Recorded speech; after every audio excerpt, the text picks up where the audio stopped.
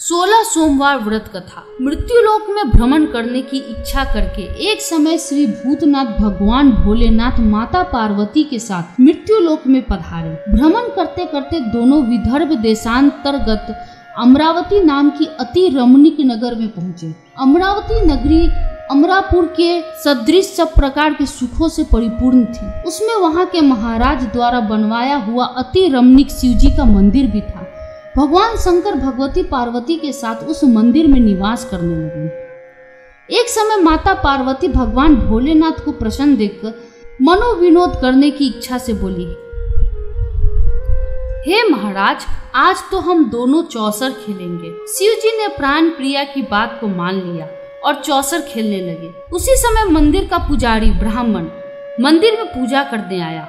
माता पार्वती ने पुजारी से प्रश्न किया, पुजारी जी बताओ, इस बाजी में हम दोनों में से किसकी जीत होगी? ब्राह्मण बिना विचारे शीघ्रता से बोल उठा कि महादेव जी की जीत होगी। थोड़ी देर में बाजी समाप्त हो गई और पार्वती जी की विजय हुई। पार्वती जी बहुत क्रोधित हुई और ब्राह्मण को झूठ बोलने के अपराध के कारण श्राप देने को उद्यत हुई। भोलेनाथ ने माता पार्वती को बहुत समझाया, परंतु उन्होंने ब्राह्मण को कोढ़ी होने का श्राप दे ही दिया। कुछ समय बाद पार्वती जी के श्रापवश पुजारी के शरीर में कोढ़ पैदा हो गया। वह अनेक प्रकार से दुखी रहने लगा। पुजारी को श्राप कष्ट भोगते हुए जब बहुत दिन हो गए, तब एक दिन देवलोक की अप्सरा शिवजी की पूजा हेतु उसी मंदिर में पधारी। पुजारी के कोढ़ के कष्ट को देख उसने बड़े दया भाव से उससे रोगी होने का कारण पूछा। पुजारी ने निसंकोच सारी बातें उन्हें बता दी। वे अप्सराएं बोली, हे पुजारी, अब तुम अधिक दुखी मत होना। भगवान शिव तुम्हारे कष्ट को दूर कर देंगे। तुम सब व्रतों में श्रेष्ठ 16 सोमवार का व्रत भक्ति भाव से किया करो।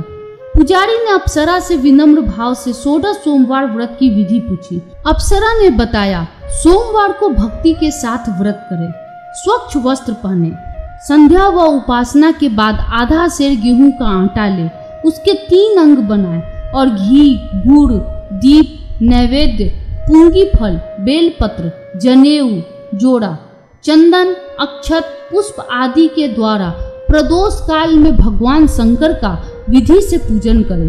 तत्पश्चात 3 अंगों में से एक शिवजी को अर्पण कर दें, बाकी 2 को शिवजी का प्रसाद समझकर उपस्थित जनों में बांट दें और आप भी प्रसाद पाएं। इस विधि से 16 सोमवार व्रत करें। 17वें सोमवार को पाव सेर पवित्र गेहूं के आटे की बाटी बनाए, उसमें घी और गुड़ मिलाकर चूरमा बनाए, भगवान भोलेनाथ को भोग लगाकर उपस्थित भक्तों में बांटे। इसके बाद कुटुंब सहित प्रसाद ले तो शिवजी की कृपा से उसके सभी मनोरथ पूर्ण हो जाते हैं। ऐसा कहकर अप्सराएं स्वर्ग को चली गई। ब्राह्मण ने यथाविधि 16 सोमवार व्रत किया तथा भगवान शिव की कृपा से रोग मुक्त होकर आनंद से रहने लगा। कुछ दिन बाद शिवजी और पार्वती फिर उसी मंदिर में पधारे। ब्राह्मण को रोग देख पार्वती जी ने ब्राह्मण से रोग मुक्त होने का उपाय पूछा तो ब्राह्मण ने 16 सोमवार व्रत की कथा सुनाई। पार्वती जी अति प्रसन्न हो ब्राह्मण से व्रत की विधि पूछकर स्वयं व्रत करने को तैयार हो गए। व्रत करने के बाद उनकी मनोकामना पूर्ण हुई तथा उनके रूठे पुत्र स्वामी कार्तिकेय स्वयं माता के आज्ञाकारी हुए। कार्तिकेय जी को अपना यह विचार परिवर्तन का रहस्य जानने की इच्छा हुई। वे माता से बोले, हे माता, आपने ऐसा कौन सा उपाय किया जिससे मेरा मन आपकी ओर आकर्षित हुआ? पार्वती जी ने वही 16 सोमवार व्रत की कथा उनको सुनाई। कार्तिकेय जी ने कहा, इस व्रत को मैं भी करूंगा क्योंकि मेरा प्रिय मित्र ब्राह्मण बहुत दुखी दिल से परदेश गया है। मेरी उससे मिलने की बहुत इच्छा है। कार्तिकेय जी ने इस व्रत को किया और उनका प्रिय मित्र मिल गया। मित्र ने इस आकस्मिक मिलन का भेद कार्तिकेय जी से पूछा तो वे बोले, हे मित्र, हमने तुम्हारे मिलने की इच्छा करके 16 सोमवार का व्रत किया था। अब तो ब्राह्मण मित्र को अपने विवाह की बड़ी इच्छा हुई। उसने कार्तिकेय जी से व्रत की विधि पूछी और यथाविधि व्रत किया। व्रत के प्रभाव से जब वो किसी कार्यवश विदेश गया तो वहां के राजा की लड़की का स्वयंवर था। राजा ने प्रण किया था कि जिस राजकुमार के गले में सब प्रकार श्रृंगारित हथनी माला डालेगी, मैं उसी के साथ अपनी प्यारी पुत्री का विवाह कर दूंगा। शिव जी की कृपा से वो ब्राह्मण भी स्वयंवर देखने की इच्छा से राजसभा में एक ओर बैठ गया। नियत समय पर हथनी आई और उसने जयमाला उस ब्राह्मण के गले में डाल दी। राजा ने अपनी प्रतिज्ञा के अनुसार बड़ी धूमधाम से अपनी कन्या का विवाह उस ब्राह्मण के साथ कर दिया। ब्राह्मण को बहुत सा धन और सम्मान दे करके संतुष्ट किया। ब्राह्मण सुंदर राजकन्या पाकर सुख से जीवन व्यतीत करने लगा। एक दिन राजकन्या ने अपनी पति से प्रश्न किया, हे प्राणनाथ, आपने ऐसा कौन सा भारी पुण्य किया था जिसके प्रभाव से हथनी ने सब राजकुमार को छोड़कर आपको वरण किया? ब्राह्मण बोला, हे प्राण प्रिय, मैंने अपनी मित्र कार्तिकेय जी के कथानुसार 16 सोमवार का व्रत किया था, जिसके प्रभाव से मुझे तुम जैसी स्वरूपवान पत्नी की प्राप्ति हुई है। व्रत की महिमा सुनकर राजकन्या को बड़ा आश्चर्य हुआ। वह भी पुत्र की कामना करके व्रत करने लगी। शिव जी की दया से उसके गर्भ से एक अति सुंदर, सुशील, धर्मात्मा और विद्वान पुत्र उत्पन्न हुआ। माता पिता दोनों उस देव पुत्र को पाकर अति प्रसन्न हुए और उसका लालन पालन भली प्रकार से करने लगे। जब पुत्र समझदार हुआ तो एक दिन उसने अपने माता से प्रश्न किया, हे माँ, तुमने कौन सा व्रत एवं तप किया है जो मेरे जैसा पुत्र तुम्हारे गर्भ से उत्पन्न हुआ? माता ने 16 सोमवार व्रत की कथा पुत्र को बताई। पुत्र ने सब तरह के मनोरथ पूर्ण करने वाले सरल व्रत को सुना तो वह भी राज्य अधिकार पाने की इच्छा से हर सोमवार को यथाविधि यह व्रत करने लगा। व्रत शुरू होने के बाद एक देश के वृद्ध राजा के दूतों ने आकर उसको राजकन्या के लिए वरण किया। राजा ने अपनी पुत्री का विवाह ऐसे सर्वगुण संपन्न ब्राह्मण युवक के साथ करके बड़ा सुख प्राप्त किया। वृद्ध राजा के दिवंगत हो जाने पर इसी ब्राह्मण युवक को सिंहासन पर बैठाया गया, क्योंकि दिवंगत राजा के कोई पुत्र नहीं था। राज्य का उत्तराधिकारी होकर भी वह ब्राह्मण पुत्र 16 सोमवार का व्रत करता रहा।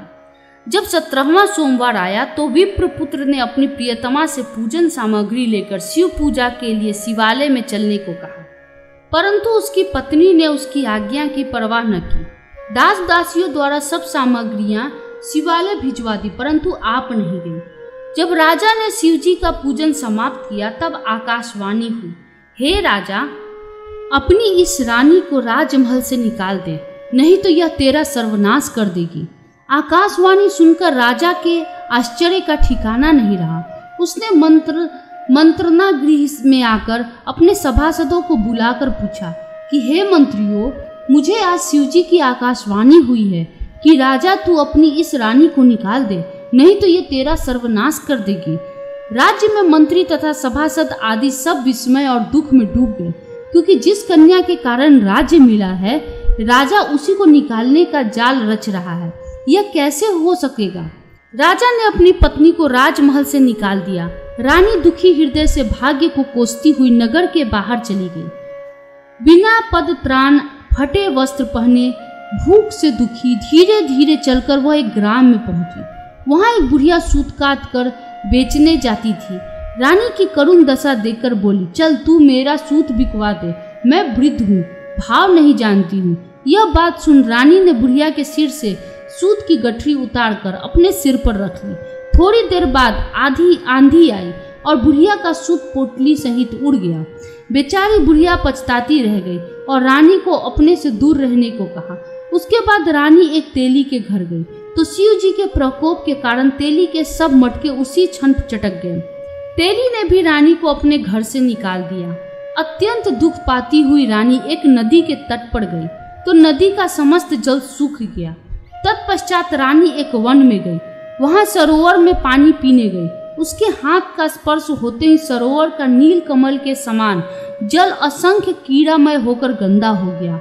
रानी ने भाग्य पर दोषारोपण करते हुए उस जल को पीकर पेड़ के शीतल छाया में विश्राम करना चाहा, परंतु रानी जिस पेड़ के नीचे जाती उस पेड़ के पत्ते तत्काल टूटकर गिर जाते।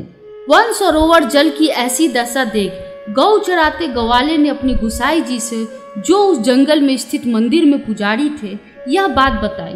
गुसाई जी के आदेशानुसार गवाले रानी को पकड़कर गुसाई जी के पास लाए। रानी की मुख कांति और शरीर शोभा देख गुसाई जी जान गए कि यह अवश्य ही कोई विधि की गति की मारी कुलीन स्त्री है। पुजारी ने रानी से कहा कि पुत्री, मैं तुमको अपनी पुत्री के समान रखूंगा।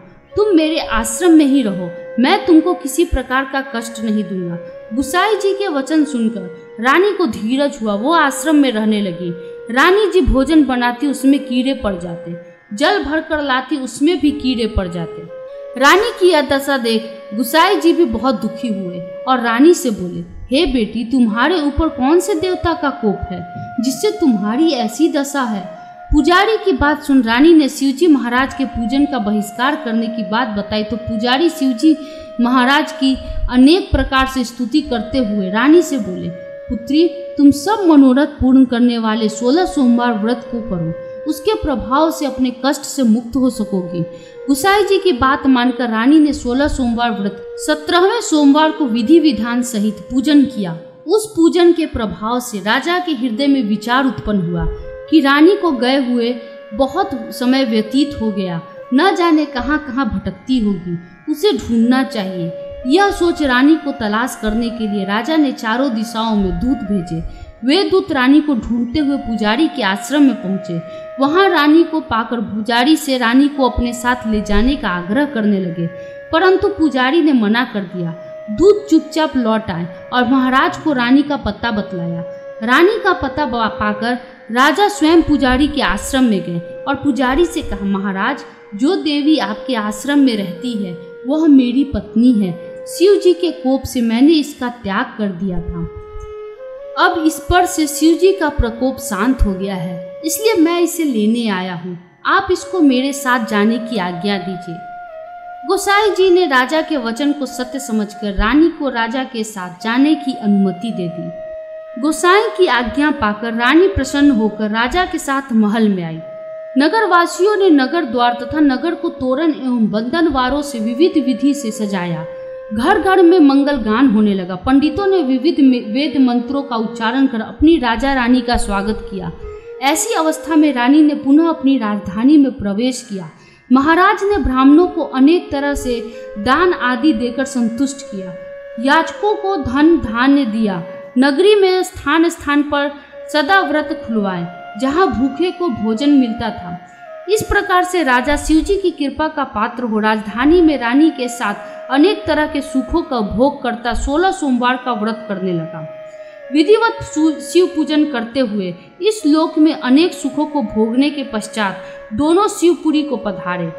जो मनुष्य मनसा वाचा कर्मणा भक्ति सहित 16 सोमवार का व्रत एवं पूजन इत्यादि विधिवत करता है, वह इस लोक में समस्त सुखों को भोग कर अंत में शिवपुरी को प्राप्त होता है। यह व्रत सब मनोरथों को पूर्ण करने वाला है। हर हर महादेव।